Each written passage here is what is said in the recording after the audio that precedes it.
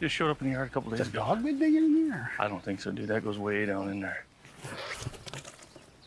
Seriously, did you just lose your meat stick? Yeah.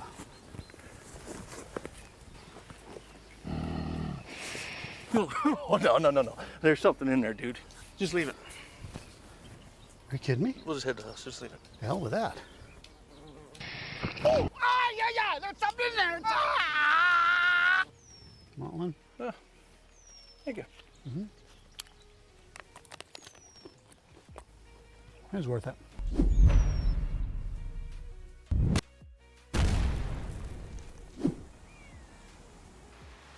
Oh, man, this is incredible. Oh, wow. Huh? Yeah, that's pretty cool. It is pretty cool. Hey, man, grab me a meat stick.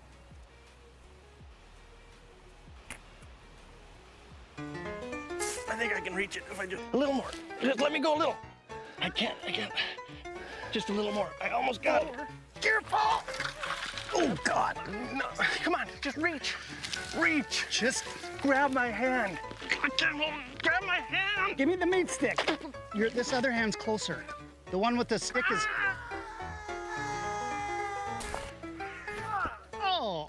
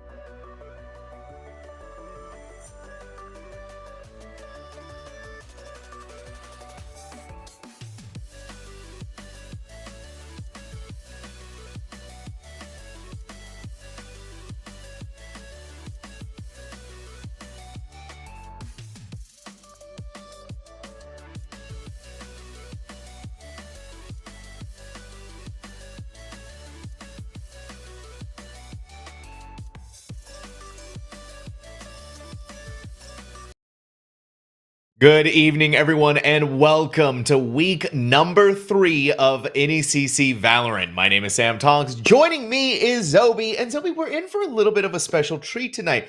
We're going to Division 3, where we're getting a rivalry as old as time itself between uOttawa Garnet versus the Carleton Ravens. And in football, this may be called the Panda Cup, but this matchup today is going to be anything but black and white. And I think it's a great representation of how NECC is not just United States Collegiate Network. It's the entirety of, or the majority of North America here. And I'm excited to see some of the Canadian talent we have in the league in particular. Like you said, we already get the rivalry kind of stakes. We get high stakes because both of these teams have kind of had, differing starts to the season, right? uOttawa Garnet is 1-1 versus Carleton is currently undefeated. So stakes couldn't be higher. Yeah, no, stakes couldn't be higher. Both of these teams obviously chomping at the bits for a chance to be able to put one of them, one or the other down.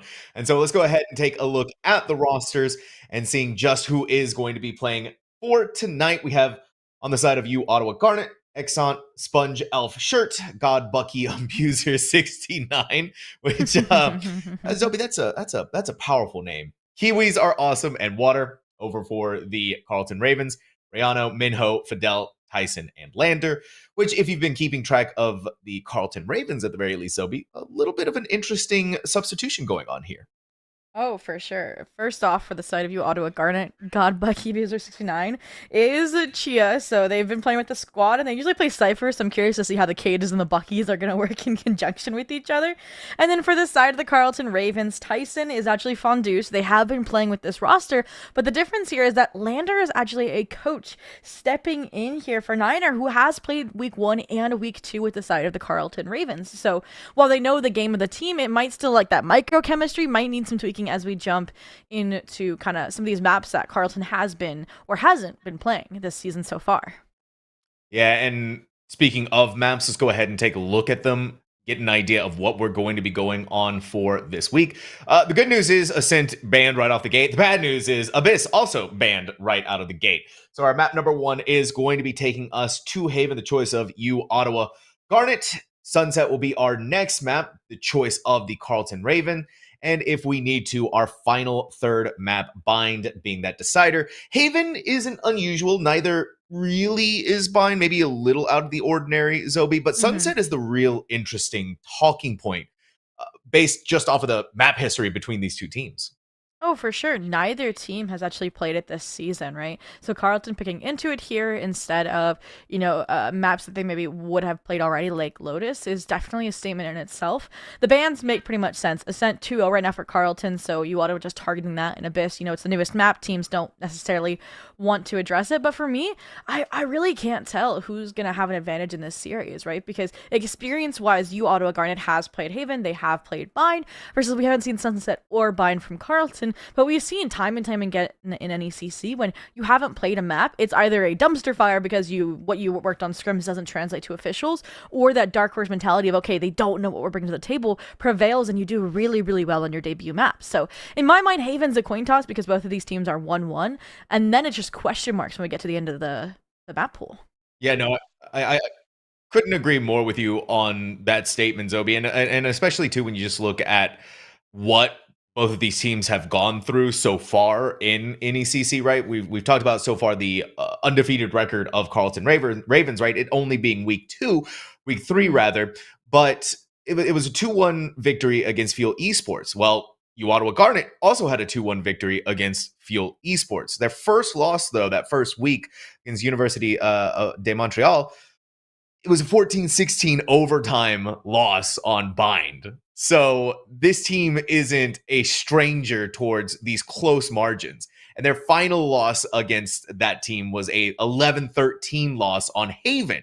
So again, right, it's these narrow little margins where when you look at the Carleton Ravens loss on Haven, that was a little bit more of a stomp. 3-13 against Fuel Esports, which, a reminder, both of these teams have been able to take the victory against them.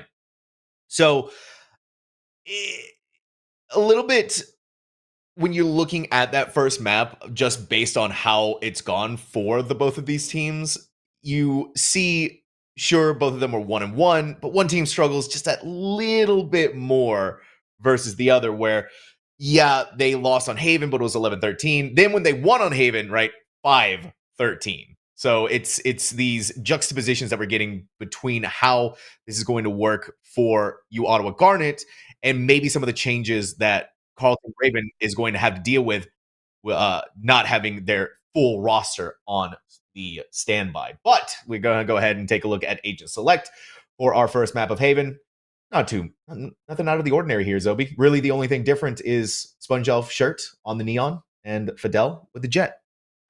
Yeah, no, and this is what they have been playing here as well, so no real change in that regard. And Lander just stepping in 1-for-1 substitution for Niner here as well on that Sova pick. And you mentioned the differences on Haven here, and I need to point out that the Fuel Esports differences was that Carleton lost 3-13 versus uOttawa Garnet beat them 13-15, right? So then this map should drastically favor uOttawa Garnet here, which is why in the grid room I said I expected either a 2-0 for Garnet or a map 3 here, and then it could be anybody's game. But we'll have to see if that's the case here. uOttawa Garnet starting out on the attack, Carleton Ravens on the defense, and this is when we're going to ask heavily what that kind of codependence is between this Neon and this Breach and this entry over towards the A site.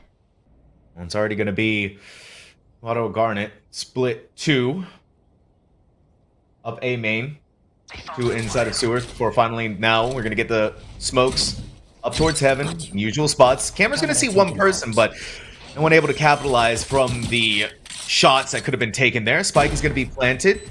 And so far, all is looking good for uOttawa Garnet. Carleton Ravens taking their time before they begin the re-aggression. This is interesting. A reflame from the Sova mid, but that trap wire will keep them at bay. So all 5 players can focus on this retake. But it's a pistol. You don't have as much utility, and this is one of the hardest sites to retake. So this coordination is at its crux here and at utmost important for Carleton. And Waller works out. God, Bucky Abuser with a classic pops off, and Water complements it for a full house closeout of that retake. And uOttawa Garnet secures the first pistol. Yeah, that was... It looked really good at the very beginning for Carleton Ravens, because like you said, right, them being able to hold the positions that they were in, the retake was going to be so difficult. And the fact that Carleton Raven was able to deal as much damage as they did before eventually uOttawa Garnet was able to regain control from Water and God Bucky Abuser, really just sent everything into a tailspin and giving them that first pistol round. Yeah, now, I mean, eco round for Carleton. A gamble stacked towards the opposite side of the map as uOttawa Garnet goes for replication of their success over towards A. And I like how they're using the Cypher utility, right? You typically see, either a fault line swing or a recon bolt over towards long. What they do is they use the camera to clear out short, and then it's the Omen solo heading towards that A long clearance here. And they maybe were just trying to fizzle out any aggression that could have come out from an eco strategy on the side of the Ravens, but irregardless, it is the C round position here, and now the pivot coming out from Carleton Ravens, and I'm wondering where first contact is going to be made, and if the Sova's even aware it's coming. Couldn't possibly be, right? They're all making this trek right here, and Exxon wanting to make sure that they're keeping themselves safe in case of any of this happening, but they're going to be caught completely off guard. If only they just look behind them. They just have to look behind them, Zobi, but no one did. But still, at the end of the day, Exxon was only able to get the one. Kiwis are awesome. Knows what just happened here, and they need to be so careful off the flip side from this happening here. And it's still back and forth, even with some of the weapons that are being used, and the Carleton Ravens is walking away with so much more from this. And the big issue that uOttawa Garnet is now running into, no spike of their own. They double swing out of there, they take the fight, they take the victory. Here comes the paranoia, so you know the approach is going to be happening relatively soon. Thankfully, some of the better weapons are on their side, but Tyson just cannot land the shots. Exactly. They don't need to do anything here. They're running out of time. They have it in their pocket just in the nick of time.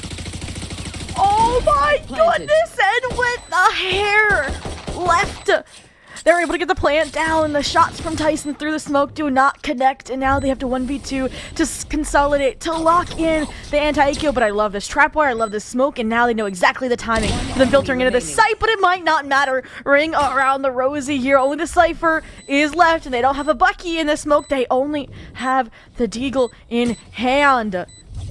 Oh my God. God, Bucky abuser. It's not a Bucky, it's a sheriff. Zoe, that round, you could not have, like, that from beginning to end was action-packed. Something you don't typically get out of second round buys from either side, but this was just the gift that kept on giving time and time again. Yeah, and it shows the importance of communication from your ciphers as well, right? Exxon was able to get that time and get that sandwich. And unfortunately, while the Spectre spray down doesn't connect and that weapon is handed over to the side of Carleton Ravens, just slow, not rushing themselves there, taking those fights and winning them out. Particularly, I think there was some coordination on the swing out of the dark cover was really clean, and all of that fizzled down to, again, quick calling quick adjustments, especially like, don't chase down the Omen, you have 13 seconds, you have time to get to the B site and get the plant, play your win con, play the round victory, and deny the Thrifty. Now, silver lining there is Carleton Ravens should not scoff that they lost that round, because now your third round pretty much is going to be guaranteed, right? I think the weapon they're taking away with them is probably just that Spectre that was recollected. Don't think they were able to get the Bulldog back or anything of that kind of nature. So I'm curious to see here as we get back into the action where, yeah, it's pretty flawless from Garnet. What happened? Yeah, what happened here? Okay, that is incredibly disappointing. Come back into comedic timing, am I right? Yeah, right. And then now poor Tyson is just getting absolutely bullied. Yeah, just fire through the smoke. Easy pick'ems, easy cleanups. uOttawa Garnet getting a nice little bonus round conversion. And I'm kind of curious. We were trying to, get the feed cleaned up for you guys there. That's why you see our beautiful faces. Did uOttawa Garnet force that? And by looking at the funds, I don't think they did. I think maybe we just saw some lucky shots. Maybe the bum rush onto B was successful and overwhelmed the Carleton Ravens players, who we've seen have been kind of, I feel like, heavier leans towards sites, leaving maybe openings on the defensive half. Or maybe, like we said, I think the pistol round, they only had a trap wire holding down the B site. So it looks like they're trying to quickly remedy that, trying to flip it on its head here with a 3-second return speed. But unfortunately, uOttawa Garnet back racing into the A side. It's the Sponge Elf shirt, another creative name, but fast lane, nothing creative here about this entry or the rotation from Carleton Ravens. Oh my goodness, the paranoia was clean, but Exxon wasn't caught inside of it. It was so close to getting rid of them. How? In what world is that possible? We are getting the breach skill that we just... This is just a treat right now, Zobi. What's happening right in front of us. But it's still uOttawa Garnet to pull through. An early timeout from the Carleton Ravens in the 4th round. Yeah, Keiko, the coach, stepping in here because you've lost your buy-up, your ego strats haven't worked. You got really close to turning this map on its head right out the gate with the 2nd round Thrifty. And the concern here now is that it is going to be Carleton Ravens on their next buy. If they lose this, uOttawa Garnet's already sitting at 6-0. And my concern here is that uOttawa Garnet can put ultimates into this next round. And that's the difference here. And I think that's what Carleton Ravens has to discuss is, okay, how do we not only win the round, but how do we deny the ultimates, which give them an even more advantage than what they've had the 4 rounds they've already been able to get off of us? A lot of question marks here that need to be answered by Carleton Ravens, by Akiko. It hasn't been easy. And I feel like a big breadth of the issues that they're running into is how they're either giving up the site freely towards uOttawa Garnet, or they just kind of collapse in some of these eco rounds where the Neon is able to get towards site so fast that they're not really expecting it, right? You get hit by the relay bolts, you get hit by the fault line, and the scale up is so quick from Sponge Elf shirt. This Neon can't really survive against it, and they have some good ideas about the utility usage. Saw that from the paranoia, but the follow through from the rest of the team just isn't quite there. And uOttawa Garnet at the end of the day too, hitting those shots so perfectly. Here we go. Oh my we goodness. Talked about the speed of the exec here. Sponge Elf shirt, no exception on the ace site. Their confidence sailing in here. Rolling Thunder not even needed. They're going to play it in the post point if they're even going to need it, because Sponge Elf shirt pushing the agenda, pushing here through CT with a judge in hand and no damage exchange. And it's actually Rayano to cut off the flank play. And now that's just Sponge Elf shirt saying, all right, I got to dive deeper. And unfortunately, they get dug out. So it's a 3v3 as the dust settles. All right, we also heard the Rolling Thunder used as well. Even blinded, even not able to see anything in front of them, uOttawa Garnet is putting a firm hold on this map of Haven. Like I mentioned, if you are Carleton Ravens, it is disastrous. No momentum shift out of your timeout. No buy, I would think, this round either. So uOttawa Garnet pretty much on the fast track to safeguard this first half on the attack for Haven. Silver lining, it's an attack-sided map when there's 3 sites to choose from, but like you mentioned, uOttawa Garnet showing no signs of hesitation, no kind of stall-out potential, unless it was the 5-person timing on the second round. And every site they go to, they've been changing it up, switching things out, and this time they're headed towards a nice little C-split. The Sova utility probably paved the way over to the site, and it's Tyson left to anchor alone as the Cypher tries to play back site, and they start covering, preventing any tradeability. Oh my goodness, the timing swing coming out from there. Rayano losing Tyson and letting that happen, but they do manage to get the pick off. God Bucky abused it. That is a brilliant usage of their neural theft. They know exactly where the final 2 players are. Not only that, but you're hearing all of the footsteps as well. Little quick webcam, and Water is always quick to capitalize off the back of their teammates. uOttawa Garnet is chewing through each and every single one of these rounds.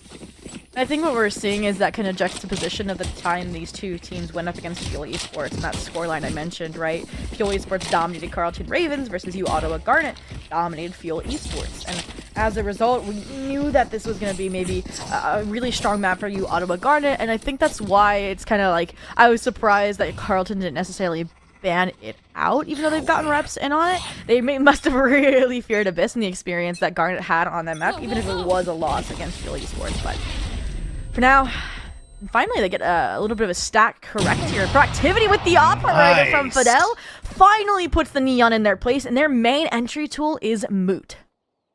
That's a big victory here for Carleton Ravens. You've gotten rid of that Neon that has been such a thorn in your side in every single one of these engagements. They get it onto the site so quickly, and they overwhelm the senses of Carleton Ravens that just haven't been able to stop them yet. Finally, like you said, put back in their place. uOttawa Garnet feels a little bit like a chicken without its head right now. So many decisions that need to be made on the fly, and how they're going to break this apart piece by piece without their Neon. Cover going out. Here we go. 4v5. This is, I think, what we're going to have to see is maybe the double-faceted nature of uOttawa Garnet, because their direct site hits have not failed before. And finally, Carleton Ravens found what worked for them. It was that operator. It was that early first blood. I think that's why we're seeing the default now pivot back towards the A site, where that stack has fizzled out now for the side of uOttawa Garnet. Yes, you still have that double initiator here, but no more operator. That's been enlisted over to the B side defense here. So I'm curious to see what the coordination between Lander is going to look like with this brief short. Okay, all right. There we go. No one clearing out that corner, Mino. Right in the back of it. And it continues to push forward even more so for Carleton Ravens. It took 6 rounds, but finally, for this team, been able to put together something here in the 7th. And denying that advantage here early on is huge. And again, I think it came out of that operator buy. Again, it came out of the ability to shut down Sponge Elf Shirt. Like, yes, Sponge isn't the top frag right now. Water is being 11-4. But they have been that player solidifying the site control, getting the spike down for the team. And then it's Water and Exxon, right, to close it out, to deny the retake from the side of the Carleton Ravens. And look at this. Fidel, again, trying to be the crux here, be that first blood machine. But the issue is, if they lose, if they deny that hero's fight, then it's going to spell disaster. That's exactly what happens. So now they have nobody that can shut down this Neon, and C-Site appears to be open for business unless the Cypher util. Oh, yeah! There we go. The adaptations that are coming from uOttawa, and then you throw in an extra Hunter's Fury, knowing that they're hanging out towards Garage. You didn't get rid of anyone, but you did ping 2 players off the back of that. More shields for them, and they're hurting from it. And again, both of these teams have lost their coolest. uOttawa Garnet, it hurts just that much more. Put in a little bit extra love from Rayano. The quick headshot. And they're going back in for seconds. They're going back in for triples. They're continuing again and again. This ideation from Carleton Ravens, especially from Rayano, has been top-notch ever since they won that previous round. Now they just need to get rid of the final remaining player of Water. They're not going to make it easy for them, Paranoia, to push away Rayano.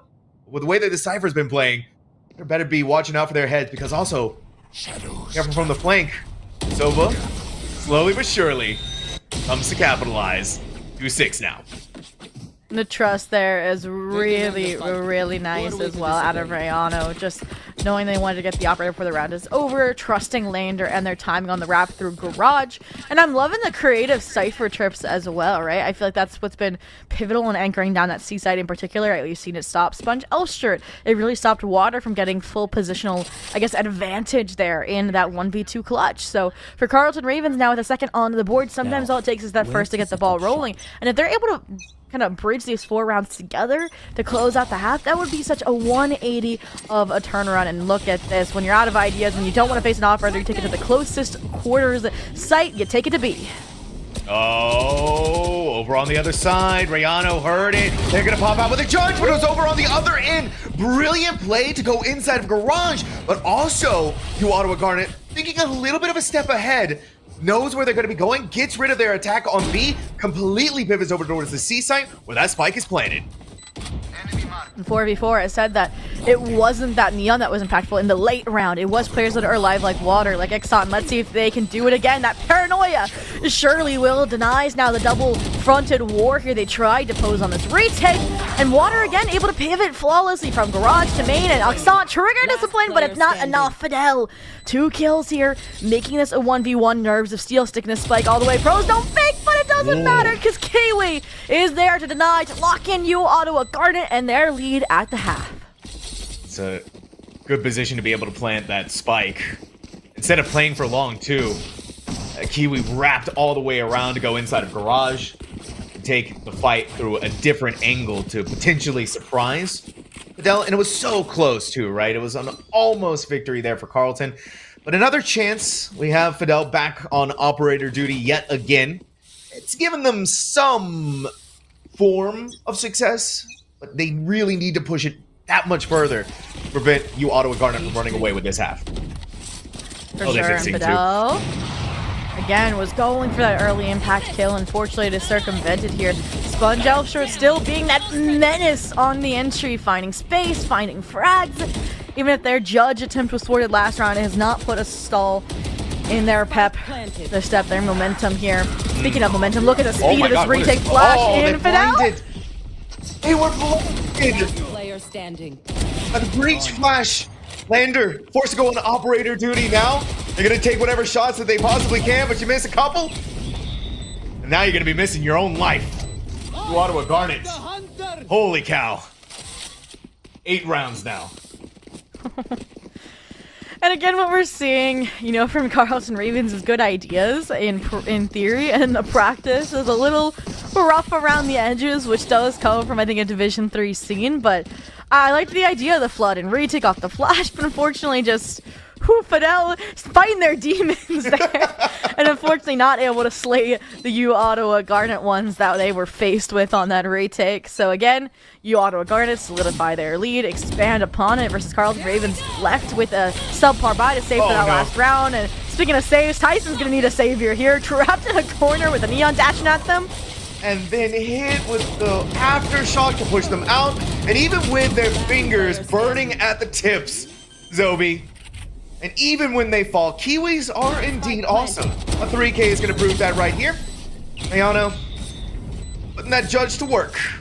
But still uOttawa Garnet is working even harder. Before the switch. Nice little trade skedoodle there for uOttawa Garnet as well, showing how clean those post plans can be. But yeah, you don't want to have uOttawa Garnet with double digits at the half. And I mean, we got a rivalry match. What better way to solidify that than a 9-3 curse on top of it, right? That's how you build out storylines. That's how you build out what could be a really good comeback on an attack side of map that Carleton Ravens will get, hopefully in their favor when the side swapped. And we talked about momentum and how important that is. And Carleton Ravens will be able to tie those 2 rounds together but not carry that forward. So with a clean slate on the next half, I think it could really be good for them.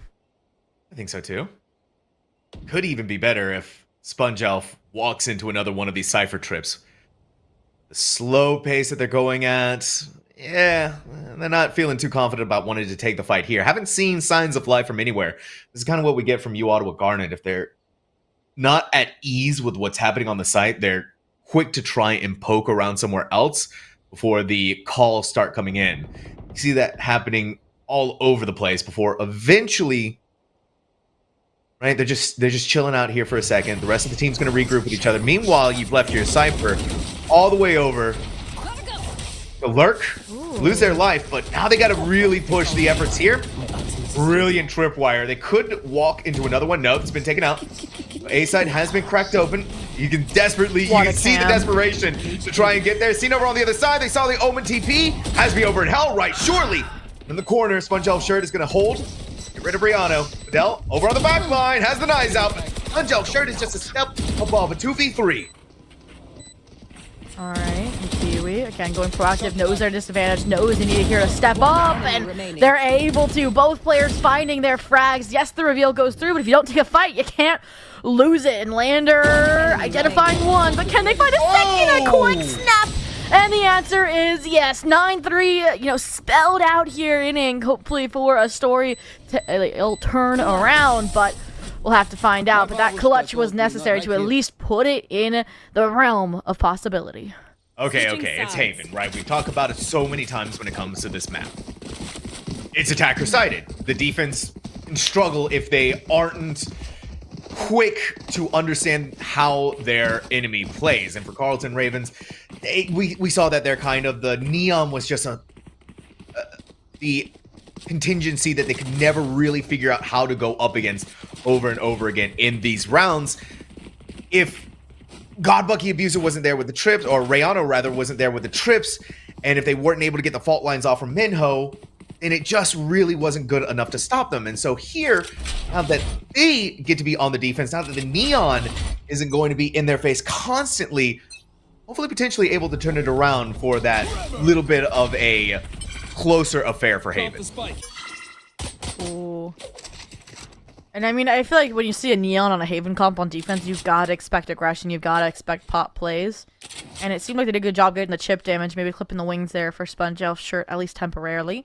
And we're already seeing the difference between these two teams, right? What do we see? A-round pistol, a really fast pop play into A, versus now this defaulted rotate-heavy mentality from the Carleton Ravens, trying to identify and capitalize off an opening, but they have yet to find it.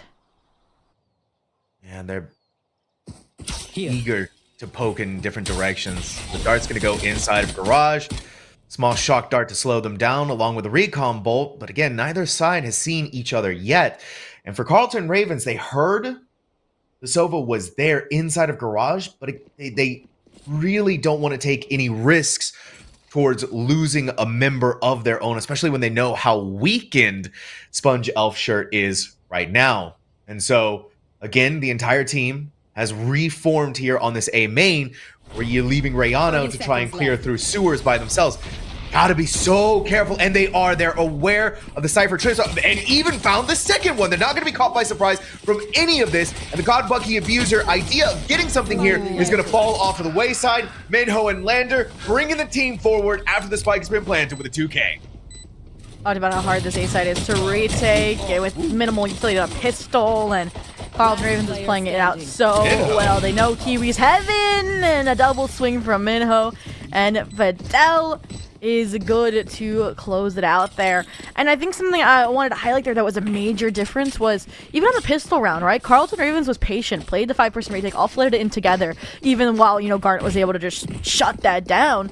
uOttawa Garnet, it was just one player after another taking the dive into sight, maybe understanding it was a pistol and that A is hard to retake, but it could also be maybe air to the confidence that they had after making this a 9-3 half, but that confidence is killer when you're looking at a 9-3 comeback potential, especially on, like we said, an attack-sided map like Haven.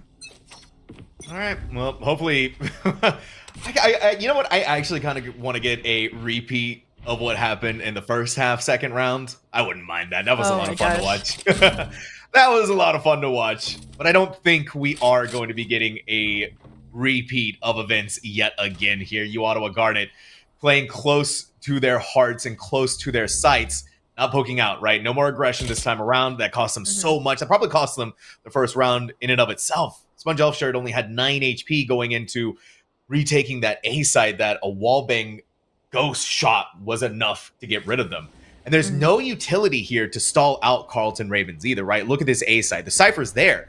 There's no trips. There's no cam. There's really nothing to prevent them from getting on here other than the body of Godbucky Abuser themselves. And with just a sheriff, you're gonna have to be so careful. Ow. Even more so when you're getting sprayed down through the smoke. And a couple more from Fidel. Sponge Elf shirt is hurting. They're bleeding, their head unbowed, but that's still gotta be difficult for the retake. Oh, and you talk about Bucky abuser and a Bucky, but it's actually Elf that has one here. So I'm going to be looking towards that Omen to try and set them up, the breach stunts to set them up here, because I got to get them in close proximity, and Paranoia is perfect for that, but it is a meat grinder between these two Vandals that were forced up confidently on the side of the Carleton Ravens, and it is semi-flawless here. Extant, classic in hand, able to find one, maybe a second? Wait a they minute are here. making it hurt, but unfortunately, not able to close things out. And Lander, yeah, gonna collect that Vandal and keep it. Yeah. Okay. Hey, give it up here though for Exxon, right? A double kill with the classic at the range they were, especially in heaven. Brilliant. And I also got a feel for Tyson a smidge. Every single time they go into that corner, Water's throwing out the Paranoia blinds them, and so going forward into these future rounds, really need to keep that in the back of your head that that's going to be a setup play every single time that Sponge Elf shirt is going to lean into. 13 assists for Tyson. Talk about the support of Omen here, but support God Bucky Abuser is going to need, unless, I mean, they have a judge. The other shotgun on family finds a frag, holds on. The aftershock stun combo, not going to find any chip damage there, and they've learned their lesson about getting sprayed through smokes as well. Doesn't take the swing here. But speaking of taking the swing, Sponge Elf shirt finding Royano. It's going to shut down the speed of this A pivot. Yeah, Sponge Elf shirt whipping out the Outlaw, knowing the odds that Carleton Ravens are running with light shields to be very high, and the gamble working off for them perfectly here. The team of Ottawa is still going to semi-rotate over towards A, seeing some of the bodies there, seeing some of the players there. No signs of life giving them pause to go back across the sites yet again and take up their familiar positions and take up their familiar posts. And even with God Bucky Abuser more towards CT of A site, they have the cam when they do flood back in there. But you're gonna have to be so careful. Oh my goodness gracious. You're just giving it to them for free! Carleton Ravens. Even though Sponge Elf shirt has been concussed out of their minds, well, guess what? They leave behind a parting present of a relay bolt to delay you out even further. Minho's in sewers. They know that this breach is there. Try to bail it out for a second with a flashbang. But flawlessly done here by Ottawa. Not a single weapon lost from them. They also get to go around and upgrade with their own. And that's why I actually loved the choice there from Sponge Elf shirt to buy the Outlaw, right? That was the third round. That was their full buy. They could have gone with Vandal. They could have gone with Phantom. And instead they understand maybe that the impact that, you know, Extant had there on the weaponry meant, okay, they're going to have light shields probably to complement these weapons. Maybe the other players are going to force up if they want to complement it as well, because they understood that this was a 9-3 half, that they have to win that third round conversion. So they make quick work of that. And speaking of quick work, what is this play set up, Sam? Yeah, no, I think we all know what's about to happen here, right? Fault line, Paranoia, Aftershock, try to grab something here, but it has been met in kind the other way around. At the very least, you've stopped Sponge Elf shirt from going up to grab that ult orb and getting their overdrive online.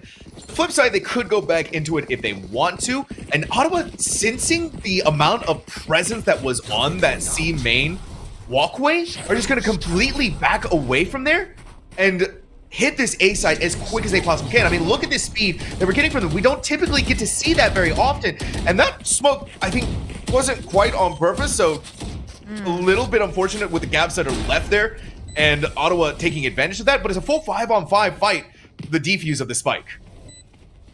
I think this is intentional, right? There was no Cypher utility, no nothing, because of how fast it was destroyed the first round of the half. So they're opting into the cleanliness, the coordination of these set plays for good reason. But Tyson finally finding their own coming alive here, shutting it down. They're on point for days, 3 kills. Fidel gonna steal it away, but they have held on to this site beautifully. Unless the counter. Omens. Oh my God. I could not believe how close that was for Carleton Ravens. Water is really putting on a masterclass showing and really trying to put their best foot forward to bring this team across the finish line. I mean, 19-10, Zobi, for an Omen. What did I say? Right? Tyson, if they don't play in that corner, keep that at the back of your mind. Well, they put it at the front of their mind during that post plant. Gives them a 3K and save that round for Carleton Ravens. I mean, at the end of the day, Lander needed to step up to the plate, but still, you're at the 6th round 1. So the gap is getting closer and closer. 4 rounds to go. Talked about that overdrive. It is now online on the correct site where the operator was the linchpin for Fidel. And the Ravens, it seems to be very similar here for Garnet because it is found to confirms the spike presence on C. But what's interesting here is that nobody from uOttawa Garnet has rotated. They're confident in their hold. They're confident this is scaring the Ravens to fly away, to pivot onto another site where they're still going to have players ready. Carleton Ravens, they suffered 2 losses. The very beginnings of this round. Where do they want to go from here, right? What's the tactic to get onto the site? They lost the Rolling Thunder. They've lost to Neural Theft, a Cypher to protect their flank. And Water? Second anything happens here, the second that trip is destroyed or catches someone, yep, you hit them with the paranoia, you go for the swing, but the smoke is going to protect them from Water really being able to gain too much off the back of that. But guess who has repositioned themselves to try and take another fight? Get in on there quickly, get in their face with the classic, but maybe bit off a little bit more than you can chew for SpongeBob shirts. Thankfully, though, it's Water we're talking about here. It's God Bucky Abuser. When these two are firing on all cylinders, it just blows down the competition. And again, just uOttawa Garnet and their defensive positions not shaken. Yes, Water with that paranoia doesn't quite have the impact it wanted there in Garage for halting the pressure, but it did set up so that then the awareness could shift right from C-Long to that Garage entrance for both God Bucky Abuser and Sponge Elf Shirt, so that, as you mentioned, they deny the spike plant, the site control all together. Now, the Ravens don't have to fly. uOttawa Garnet looking at a great opportunity to lock in map point on their pick. We're to see Ravens, and I think they leverage, hopefully, these ultimates to get this round across the board. One way to find out here. Okay. Oh, that was so close by Lander, but Sponge Elf Shirt, a quick flick of the wrist is going to get rid of this pesky Sova time and time again. That's going to be such a pain for this team. Sponge Elf Shirt, these two are not. Listen, Carleton, I respect, right, the determination to get rid of this operator, but there has to come a certain point where you need to also respect the operator. And look at this, it kind of just feels like they're feeding into it one after another. Or at the very least, yeah, picking up the weapon. They're expecting them to get hungry. They're expecting them to push out, to look for more here, right? I mean, it's a Neon. We've seen that they have that mentality of seeking out frags, making space for their team, but you know, Elf's just reined it in here. And speaking of reining it in, Water. Solo defender here for the C site. Dark cover. Interestingly placed here. I think clues them into the fact that this is a C hit. Here comes Flashpoint Paranoia combo. It doesn't catch Exxon, and that is basically the end of that picture. In the world, Exxon, did you just give us? You did him dirty, buddy.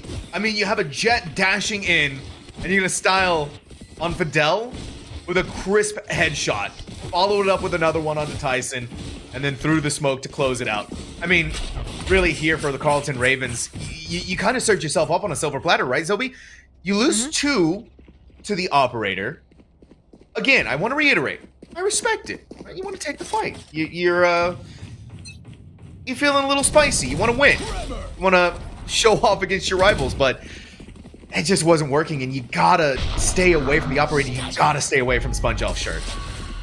Oh, and I think that's why we saw a really early use of the From the Shadows here. Is like, all right, let's try and find these players, but unfortunately all they're going to find is their typical A-site control. What they aren't going to find accustomed to is this Odin here. I feel like God Bucky used every weapon but the Bucky this game. And here it is at overdrive. You said you can avoid them, well you can't avoid them when they're flooding into a site.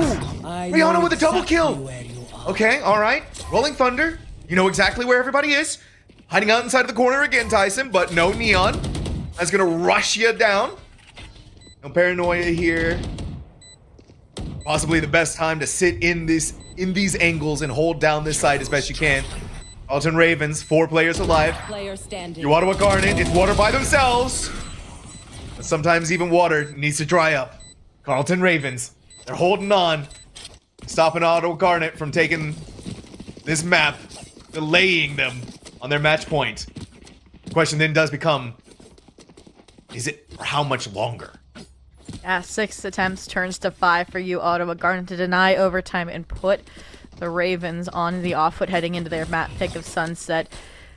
And I mean, at this point, I feel like they're close, right? I think next round there might be a force-up ability from Garnet here, but I think they're inching, like you mentioned, closer and closer. But look at this confidence, like the Garnet thinks. Look at this, the way they're funneling down B main. Oh, water's gonna have to, yeah, get out of Dodge.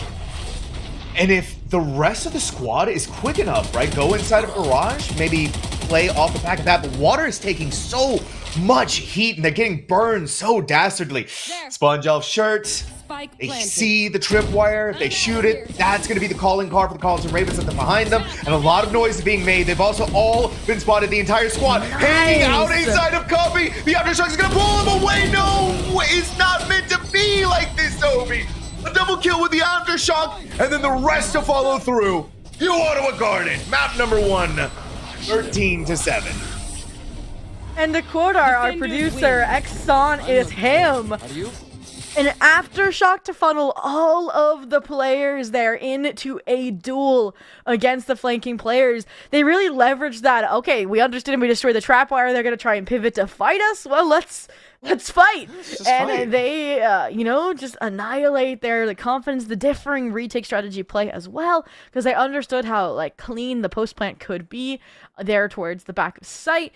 And I mean, we saw, I think, promise from both of these teams, and it just was just too wide of a gap differential there with that 9-3 curse in the first half, right? Like we say, Lotus, Haven, these 3 sites map are sided towards the attack, but I think Haven's a lot less sided than Lotus, right? Like in 8-4, and you're probably good on Lotus, but for Haven, it feels like has to be like maybe 7-5, maybe 8-4. Once you're on the 9-3, it's like, whew, nope. Yeah, the gap that you have to narrow to make that happen becomes so much more difficult. And I felt like there were signs of life, right, going into the second half for Carleton Ravens, but they just kept wanting to play into Ottawa Garnet's hands over and over again. Mm-hmm. And you see them shifting towards different site execs where their A site exec was so strong.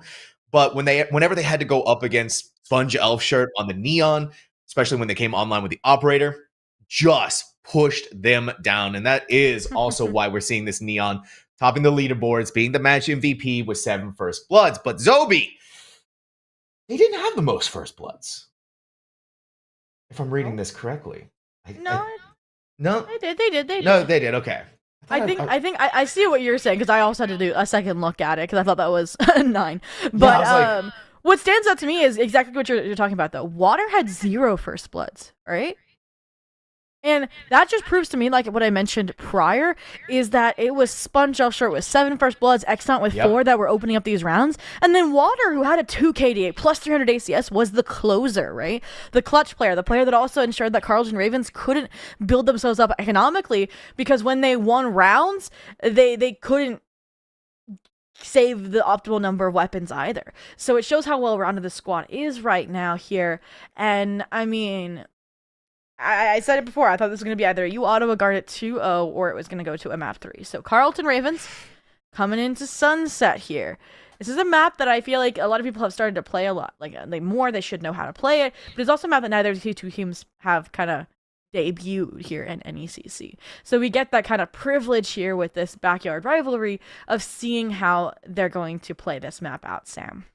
Absolutely. Well, uOttawa Garnet has stepped up to the plate on this rivalry matchup. So it's up to Carleton Ravens to bring us to that map number 3 of Bind, starting with Sunset. Else, it is the end of the line for them. They are going to be served their first loss by none other than their rival. We'll find all of that out and more after this break.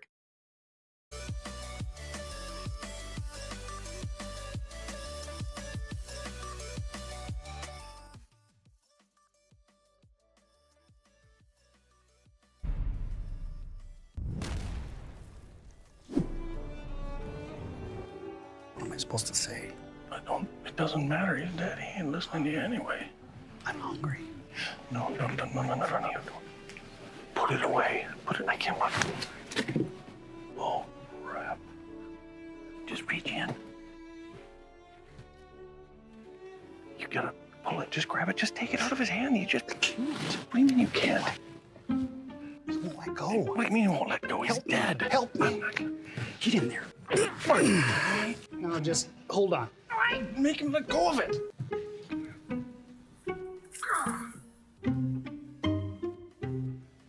No, I got you. Just go in for a hug. Go and get on in there.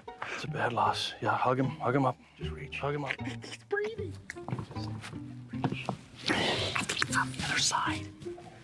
Go. I can't. Just- I can't do it.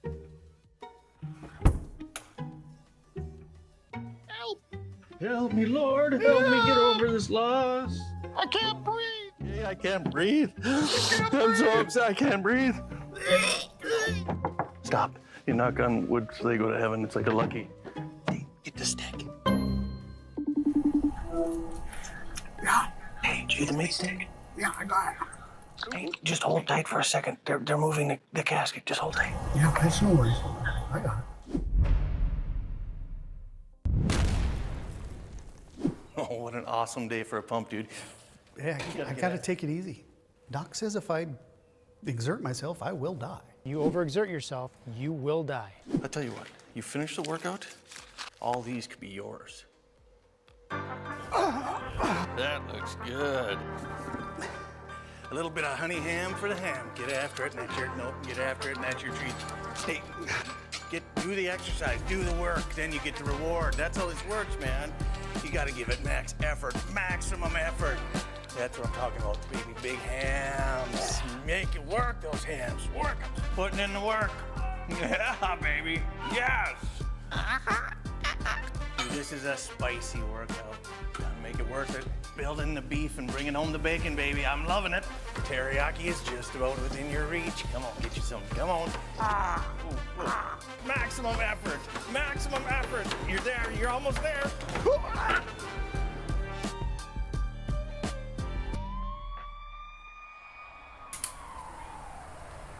That's so worth it.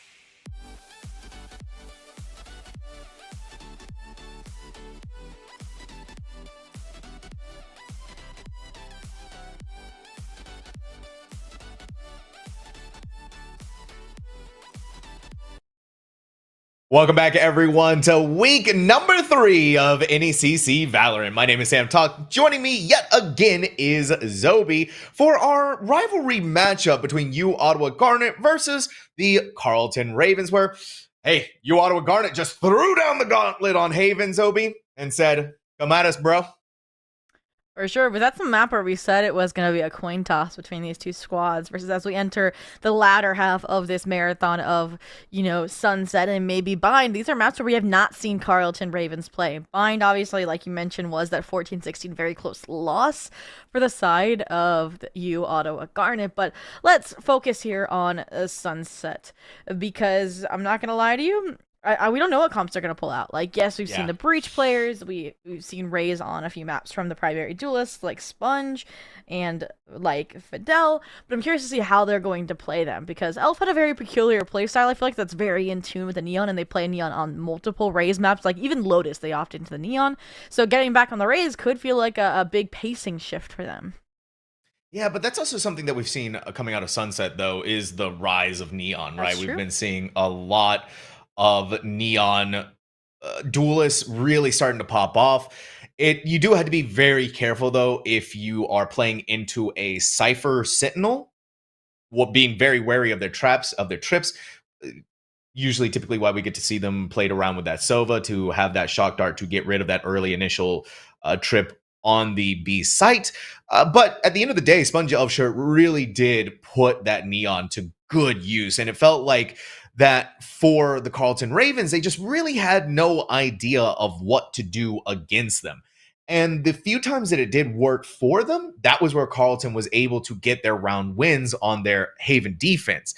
It's just Carleton needs to readjust themselves when it kind of like not banging their head against a brick wall or throwing bodies at a problem, hoping that the solution will eventually come out of it on the other side. This team worked really well when they weren't giving up fights just one by one.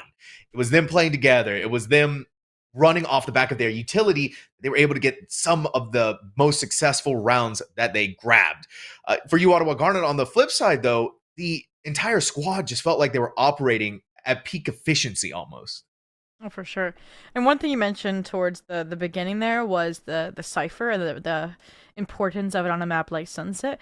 And I think I want to look back to the performance of both of our Cyphers over on Haven, because I feel like the creativity of the tripwires on the side of the Carleton Ravens actually was better than that of uOttawa Garnet, right? We saw very easily, right, Fidel destroying them, versus it took Elf time, or they were running straight into them, and that's how they finally were shut down. So we do get that pairing, as you mentioned, of the Raze versus the Neon head-to-head, which it makes a lot of sense, but then we're gonna have to see, again, higher expectations on QB, higher expectations here on Lander, and I think it's definitely interesting to see, right? Very similar compositions for both maps, minus Fidel on the Raze instead of the Jet, right?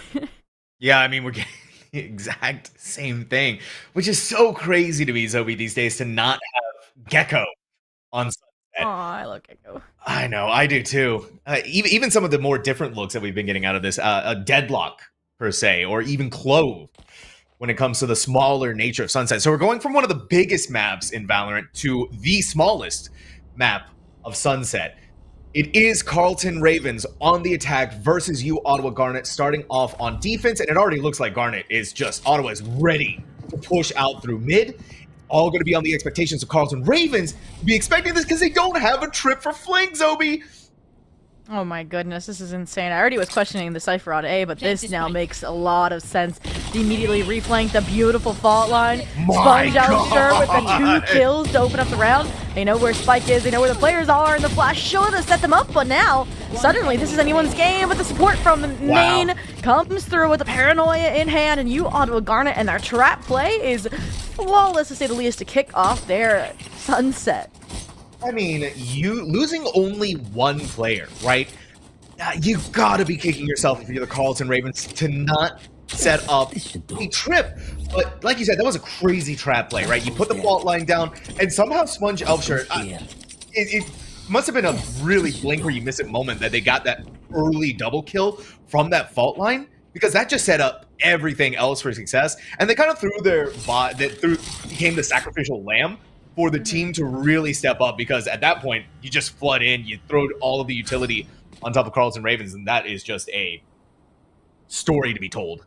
And an early ping there onto Fidel shows this is kind of a little bit of a mid split A-side lean when you see that duelist over towards there. And mentioned how important the Cypher setups was going to be. Well, we're going to see the first test here on the A side, depending on how fast the speed of rotation is from Elf, from the Sova. It seems like they are just showing full trust in their retake and God Bucky Abuser. Let's see if that trust is well placed. That's what we have here. Okay, all right, Fidel. Take a couple of body shots. How much more are you going to take through that? You get over rid of the tripwire, and you're gonna run right into it. You know the God Bucky Abuser only had the sheriff inside the smoke. The spike's gonna be planted.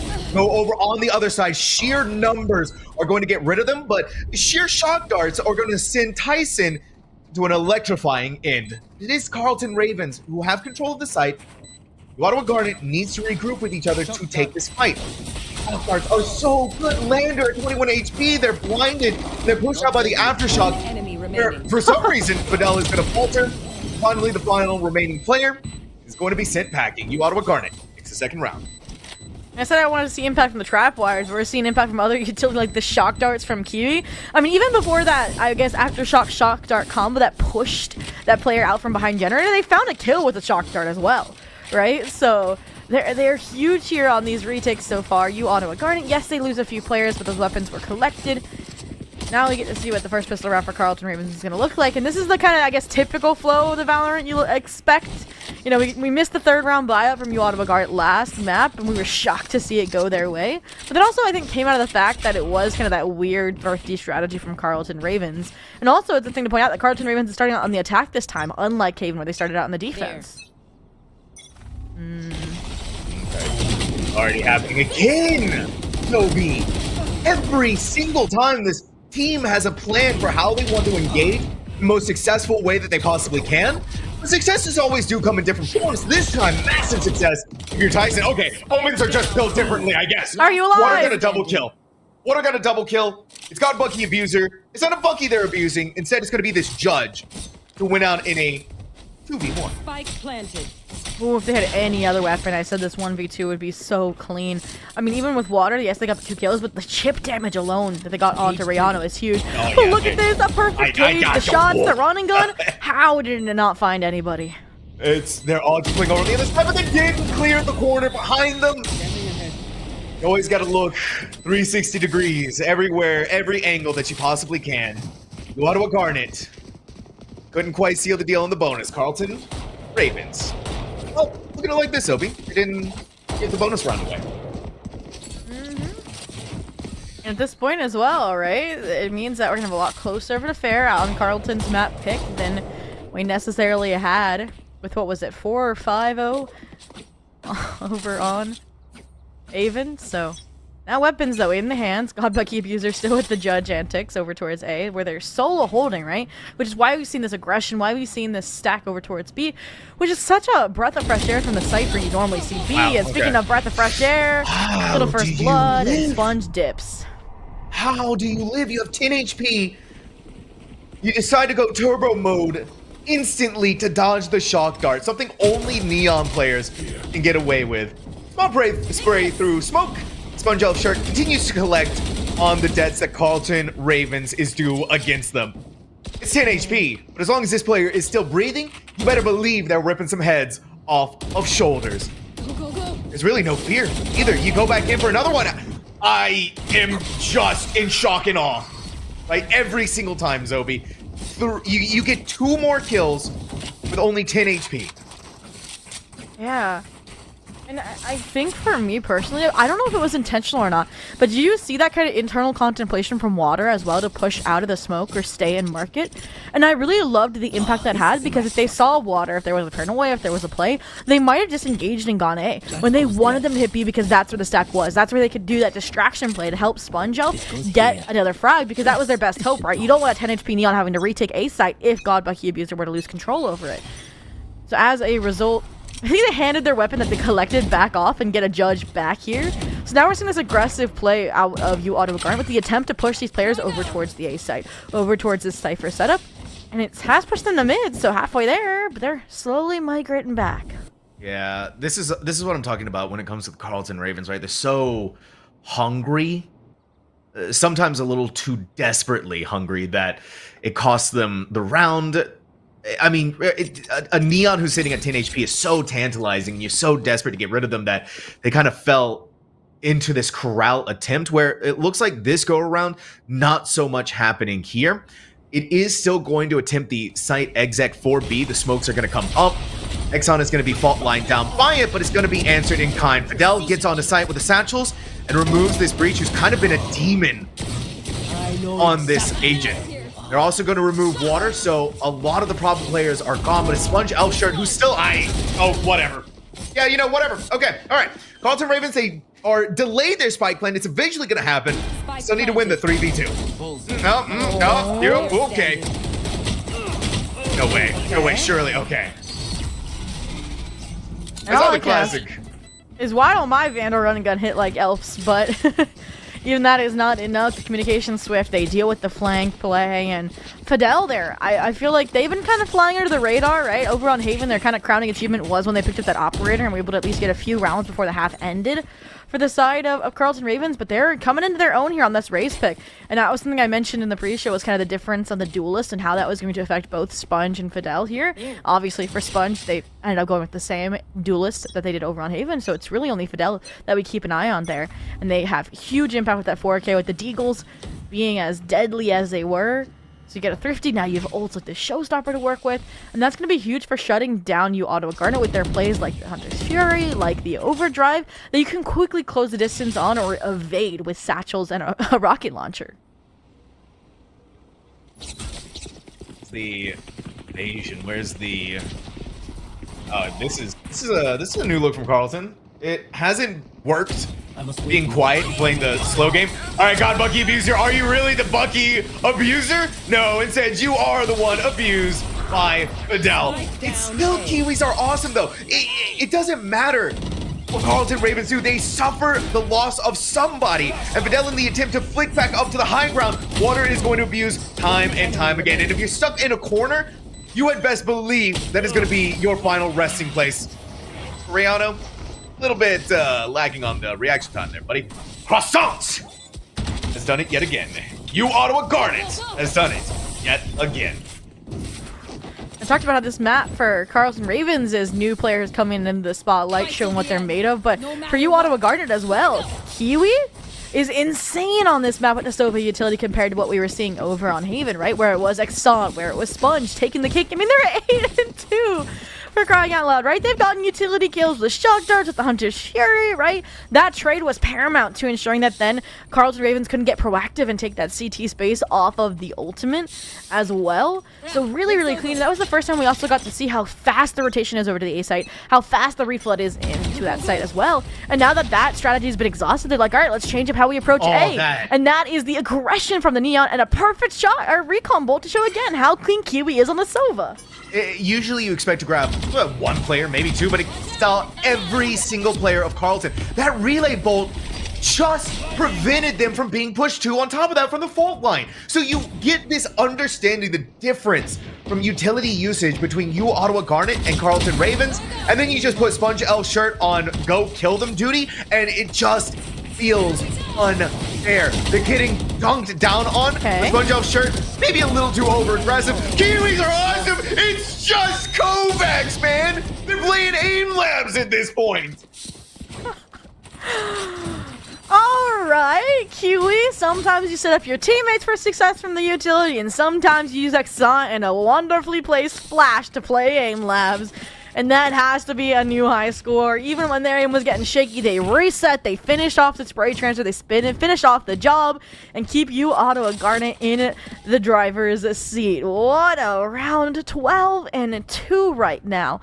And Carleton Ravens, if they lose this round, we're going to be looking at uOttawa Garnet again, having pretty much confirmed lead at the half. Oh, and they're thinking that trying to lead Carleton Ravens into lull them into a sense of false security. Look at where Sponge Elf is, right?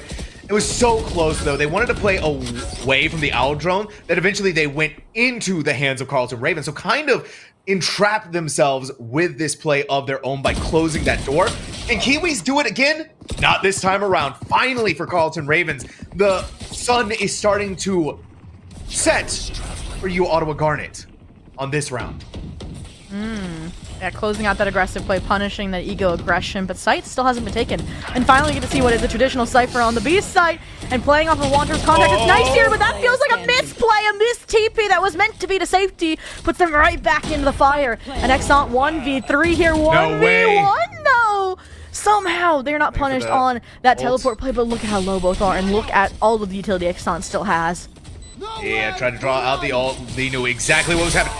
This is next level. You run them down with the Rolling Thunder, and you simply are the most delicious baked good on the planet. Cooked to perfection. uOttawa Garnet, by the hands of Croissant, clutches it out. Oh my goodness, and that was crispy as well. Said that was going to be a pivotal round, and it seems like Carleton Ravens know it too. Timeout taken immediately after. Very similar timing to when they did on Haven, and this could be the turnaround that we need. We saw last time that timeout momentum shift was denied, and we had that 9-3 conclusion to the half. So what differences are we seeing from uOttawa Garnet on Sunset compared to Haven, and how can Carleton Ravens combat them, Sam?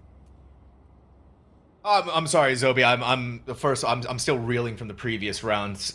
So the biggest difference that we're seeing here is that uOttawa Garnet does not care, it feels like, at this point, right? They're so eager to be aggressive because of the smaller map size that comes from Sunset. So they keep abusing it over and over again. And I think too, they won Haven pretty convincingly, and Sponge Elfshirt has just been on a tear. Croissant, however which way you pronounce their name, is performing at the same level that we know that they're possible from. But then we also look at Kiwis Are Awesome, who's 12-3. And so we're seeing that util gap, the ultimate gap, that uOttawa Garnet is giving us. And I think it's so tough for Carleton Ravens to try and stand up to them. Well, they might get that opportunity to stand up to them here again, replicating that A main aggression here. They're just trying to heat it out, wait for them to take the fights where they can hold the angles, they can hold these crossfires, but Fidel is the one here that could make first contact one way up, waiting for it to fade here before they go for the punish, and let's see if it's a weapon delivered or if it's going to be a frag montage, and it seems to be the latter. That fault line completely neutralized by a well-placed relabel, and they get out unscathed. And that's the difference as well here, Sam, between the two, is uOttawa Garnet knows when to fall back here for the most part.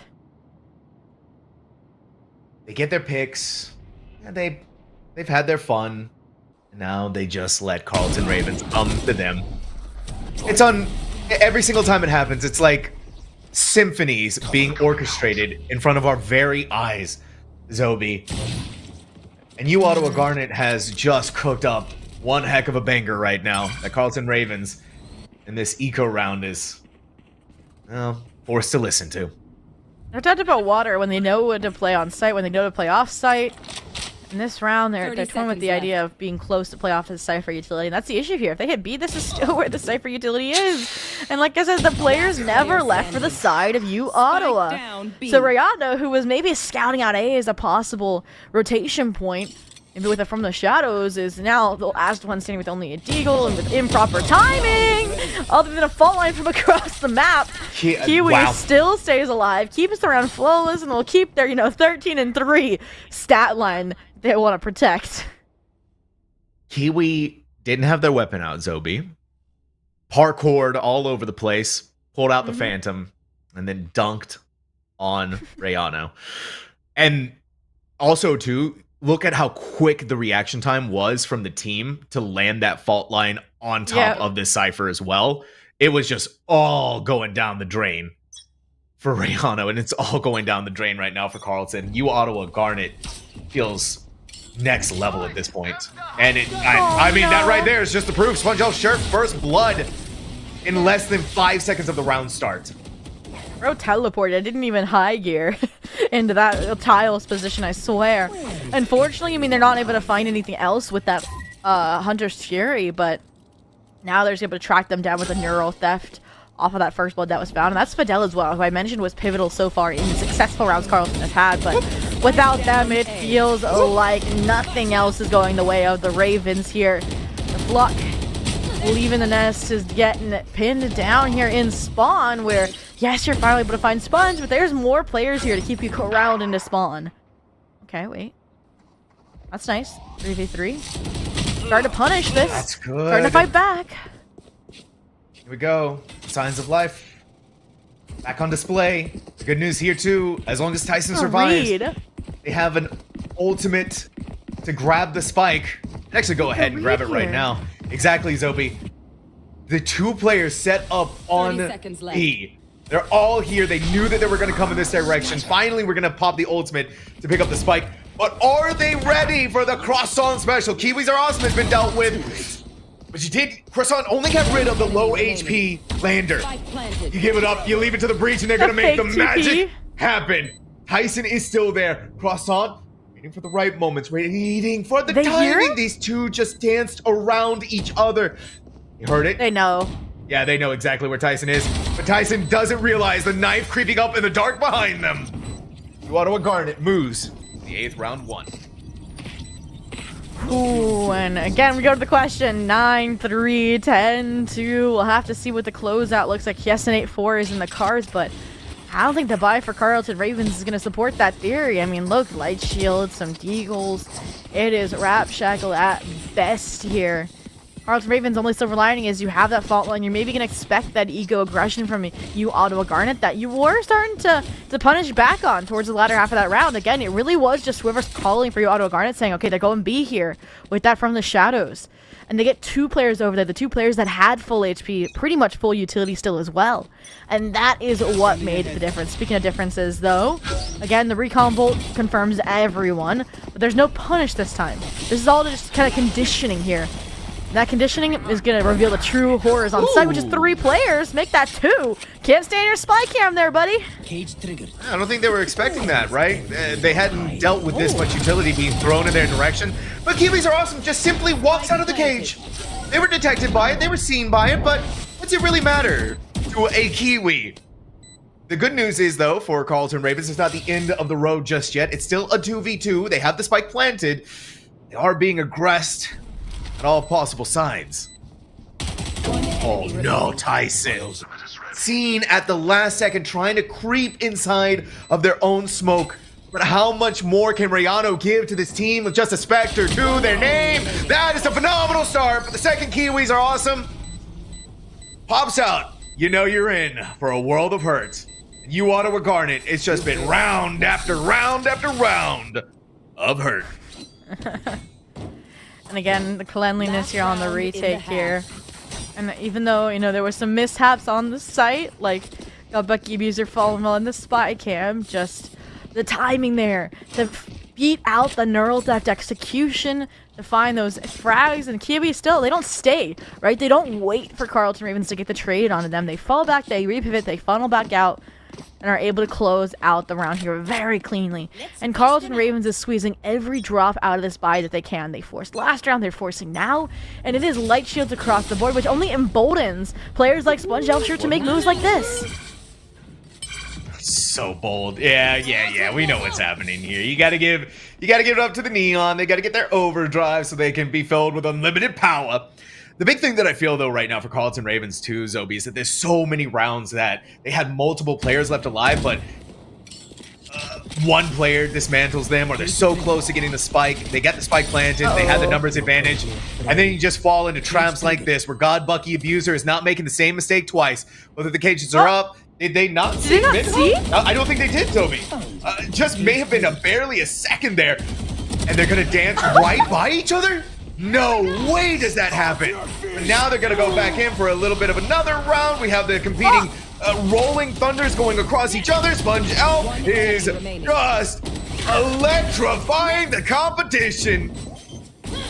That's too easy sometimes, it feels like, Zobi. Man, do I love Div 3 gameplay. That was just starting out so funny, the double digits end for uOttawa Garnet, and you're still seeing these coordinated efforts though, right? The fault line for fault line, but the execution there from the side and the resources on the side of uOttawa Garnet is just so clean. And we also saw the detriments of those light shields come out for Carleton Ravens because the overdrive then has a field day, right? It takes that much less time to kill each player, and even they're stunned as well. And just also the communication of where Lander was as well, that final player for the side of Carleton Ravens. So now we mentioned that 9-3 wasn't enough on an attack sided map. Now you're on, 10-2 on Sunset, which I don't think necessarily has a proper sighting in my mind yet. Careful here. No, and I definitely agree with you. But for uOttawa Garnet, I feel like it's whichever side they're on at this stage is the right side. So we know that they love playing aggressive on defense of all things. And I feel like attack is about to be no different. Yep, here it is, typical play. You put down the fault line inside of Market. The Neon rushes up. But they do manage to get the door down in time. So Tyson gets to live for longer than what should have been had they not done that. So good ideations, good adaptations, and even better is that you spotted the other pesky omen of water with your spy cam. You've got to be so ready, Fidel. Please tell me that you are not going to let this happen to yourself. They couldn't get out in time. Fall away from only one to their name. Ooh, and that's a nice little upgrade, but look at water. You thought you saw all the players. Well, you were wrong! And their utility! And that shows that that omen was in the other realm, not in the main world, but it doesn't matter. Look at the proactivity getting punished by Tyson. 1v4 here, even if the spike gets planted at Croissant this time, or Croissant cannot be the hero. Carleton Ravens are not finished here in week 3 of NECC.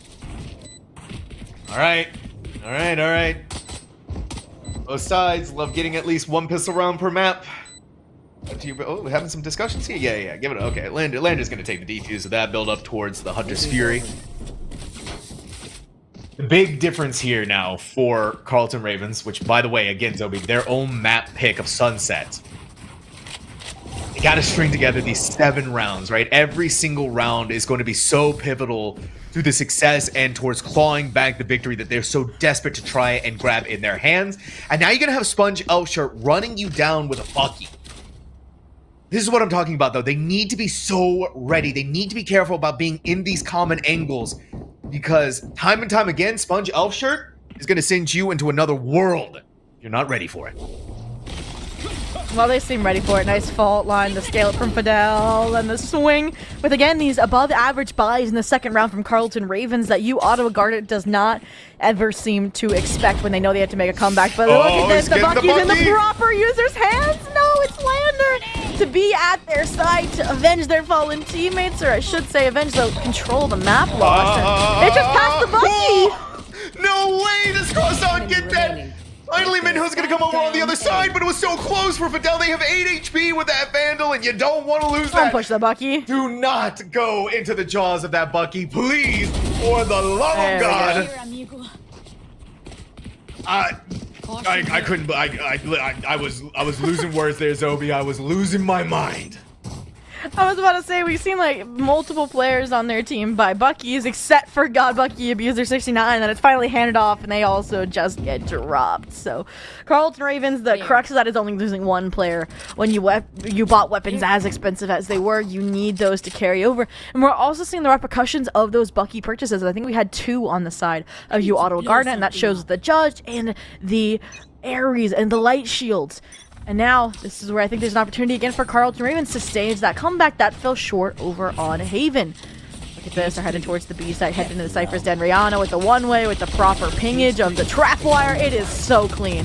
That is phenomenal from Rihanna to get out of there as well. And you're not really going to tempt fate too much more than what you've already done. Wait for the spike to get planted, wait for the team to get back together, and push together as the gang. You've already got the numbers advantage on your side. Fidel's going to throw a paint shells over the top. Tripwire now gone as well. They're still on the flank. They're still in the background of this. No way does Croissant get that double kill. It was lined up perfectly for them with that collat. It needs to be over on the other side of this. They're going to try and swing it as fast as they can. Croissant. Well, they are delicious, Zoe. And it was just a spinning wheel of death, jumping from one player to the next, and each are able to find their kills.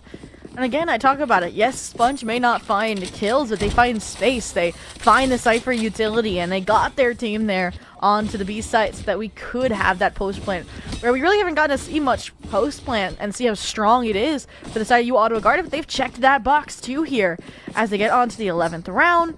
This is where it's going to be make or break for Carleton Ravens, right? They lose this round, again, it is uOttawa Garnet, a map series point, and they will not have a bye. Goes down early into the rounds again. This situation that Tyson finds themselves in needs to be handled so delicately, right? If they get run down, if they get caught by the fault line or a flashbang, you know, that Sponge Elf shirt, Gonna be up in your business in a matter of seconds. This go around for uOttawa Garnet, a look that we haven't seen from them in quite some time. Patience. Formulating plans and making sure that everything is good. Up until now, though. Okay, there we are. Finally, the team that I know and love. Rolling Thunder in. Sponge Elf shirt to follow after that. Get rid of that stupid tripwire and let this Neon run free across the plains. Hunter's Fury, though, an interesting little wrinkle in the plans of uOttawa Garnet. And what's making this wrinkle even worse is the fact that Carleton Ravens still are able to peck Water. against them. But leaving this Omen unchecked, uncontested. Okay, Sponge Elf shirt. What do you got for us, buddy? You mentioned, Sam, yes, the site was open for 30 business, seconds but left. that was an understanding from Carleton Ravens to give up that space. They knew the Rolling Thunder was going to be coming. They knew that was the win con here for uOttawa Garnet, but the other win con would be just 1, 2, 3 can't kills believe it. clutch for Sponge Elf shirt. 4 kills total on the round, and they get plant money for the squad before match point. That was handed to them with how clean the reflood was in off of the fault line rolling, or so that fault line Hunter's Fury combination, and then they just spread themselves too thin. I can't believe that. Yeah, that's exactly the point that I was wanting to make too, right? All 3 players were alive, but they weren't centered on that spike. The second Sponge Elf shirt walked into that site, they should have been met with 3 weapons looking at them in that little corner on B site. But instead, they were able to take the fights one by one, and that's again where Carleton Ravens falters. They keep giving the fights one after another. That may have just cost them the map. Pinged out by the spy cam, but the owl drone's gonna follow in shortly. Oh, you know that Sponge Elf shirt is more than just pissed. They are ready to win. Run it all down. Get rid of them all. Laughing at the top of your lungs. One more player to go. One more to get rid of. And you're doing it at long range with an overdrive. Sunset. End the series.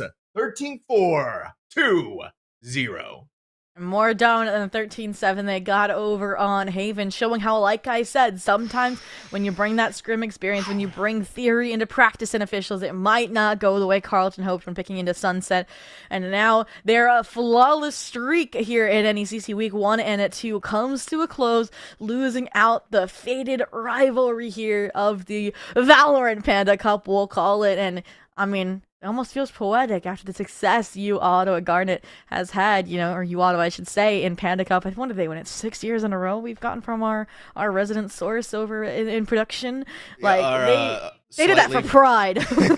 Our slightly biased source in the background. Don't worry about it. We won't mention that. Yeah, six years in a row winning out in the football side of things. And now you also get to hold high above your head the Valorant win. So let's take a look at these stats, because this is actually something that I was really looking forward to. Give it up here though for Fidel, right? They tried their best to meet Sponge Elf shirt. It was 6-6. What's even crazier to me though is that how quickly Sponge Elf was able to pull ahead, where Kiwi was dominating for so long, but it was just like those final few rounds, that clutch on the second to last round. And they're sitting at a 360 ACS. And I think what stands out to me is, again, Fidel got 6 first bloods. So it's not that they weren't doing their job. And again, I go back to that round with the Rolling Thunder. That basically was what gave uOttawa Garnet the victory in the second half.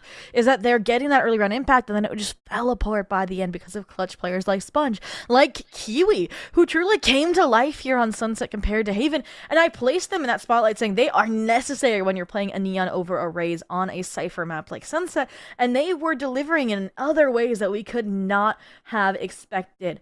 And I mean, Croissant and Water obviously didn't fall off either. Like, the whole squad was showing up. Even God Bucky was able to hold on to these sites long enough for the rotations over on A to come through. And like I said beforehand, I don't even expect Cyphers on A as much as God Bucky Abuser was when they were anchoring that site.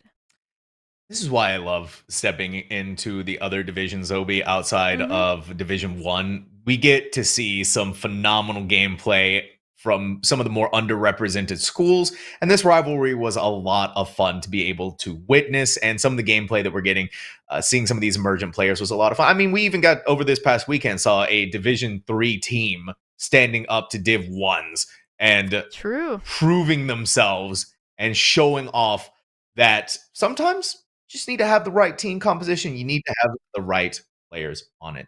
But Zobi, that is going to be the end of the evening for us here. Congratulations yet again to both of our teams, but of course to uOttawa Garnet for the 2-0 victory over the Carleton Ravens. But make sure you hit that follow button because, of course, we always have more games upcoming throughout the week that you do not want to miss.